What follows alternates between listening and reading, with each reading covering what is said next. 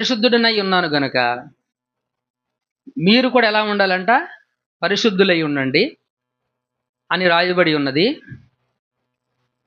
కాగా మీరు విధేయులకు పిల్లలై ఏమయ్యి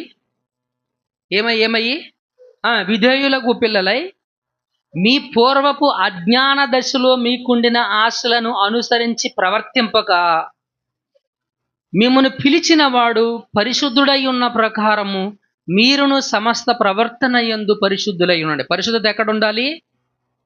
సమస్త ప్రవర్తనలో పరిశుద్ధతను కలిగి ఉండాలి. దేంట్లో? సమస్త ప్రవర్తనలో పరిశుద్ధతను కలిగి ఉండాలి. ఈ ప్రవర్తన ఎలా వస్తుంది? దేవునికి విధేయులమై ఉంటే, వాక్యానికి విధేయులమై ఉంటే మనలో పరిశుద్ధత, పవిత్రత అనేటువంటిది వస్తుంది. మన ప్రవర్తనలో పరిశుద్ధత అనేటువంటిది వస్తుంది. మిత్రులారా, ఆయన హెచ్చరించాడు. ఇంకేమంటాడంటే 18వ వచనం, పితృపారంపర్యమైన మీ వ్యర్థ ప్రవర్తనను విడిచిపెట్టినట్లుగా వెండి బంగారముల వంటి క్షయ వస్తువుల చేత మీరు విమోచింపబడలేదు గాని అమూల్యమైన రక్తం చేత, అనగా నిర్దోషమును నిష్కళంకమును నాకు గొర్రెపిల్ల వంటి క్రీస్తు రక్తము చేత విమోచింపబడదిరని మీరు ఎరుగుదురు కదా. ఏంటంటే అది పితృపారపర్యమైనటువంటి మీ వ్యర్థ ప్రవర్తనను విడిచిపెట్టినట్లుగా వెండి బంగారముల వంటి వస్తువుల చేత కాదు మీరు విమోచింపబడింది,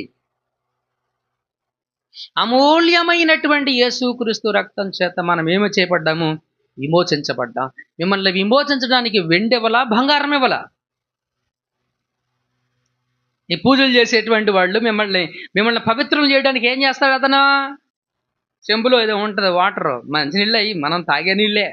ఆ యాపాకులో లేకపోతే మామిడాకు కాదు, గోమూత్రం. ఏంటది? గోమూత్రం. ఆ ఆకులు ముంచి, ఆ మామిడాకులు ముంచి మీ మీద జింపుతాడు మొహం మీద. అప్పుడు మీరేమైపోతారు? వెంటనే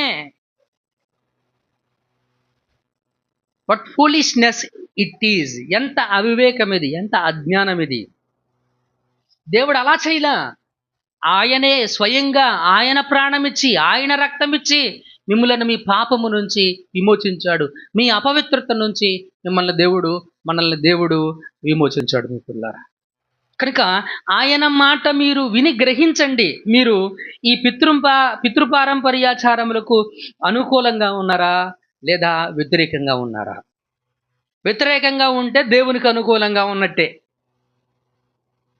ఓకే, వ్యతిరేకంగా ఉంటే దేవునికి అనుకూలంగా ఉన్నట్టే. యేసుక్రీస్తు మనకేమి ఆచారాలు ఇవ్వలా. మీరు